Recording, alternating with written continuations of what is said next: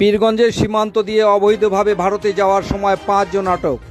ঠাকুরগাঁয়ের পীরগঞ্জ সীমান্ত দিয়ে অবৈধভাবে ভারতে যাওয়ার সময় 5 জনকে আটক করেছে বাংলাদেশ বর্ডার গার্ড বিজিবি। এ সময় পালিয়ে যায় আরও 4 জন।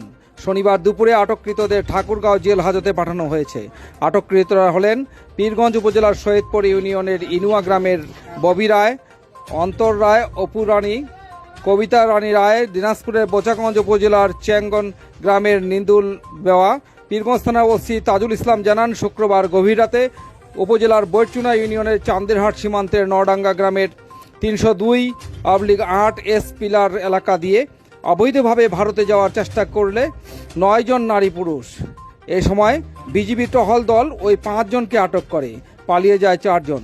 পলাতকরা হলেন দিনাজপুরের বোচাগঞ্জ উপজেলার জঙ্গললিপির গ্রামের কঙ্কর চন্দ্রের ছেলে সমারু, হেকাম উদ্দিনের ছেলে আব্দুল সোবহান, ঠাকুরগাঁয়ের পীরগঞ্জ উপজেলার বৈরচুনা ইউনিয়নের মধ্য ভবানীপুর গ্রামের মৃত বাহের উদ্দিনের ছেলে কফিল উদ্দিন, মৃত আব্দুল কাফির ছেলে জিয়াউর রহমান। আটক হওয়া 5 জন এবং পালিয়ে যাওয়া 4 জনের নামে বিজিবি পক্ষ থেকে পীরগঞ্জ থানায় একটি মামলা দায়ের করা হয়েছে।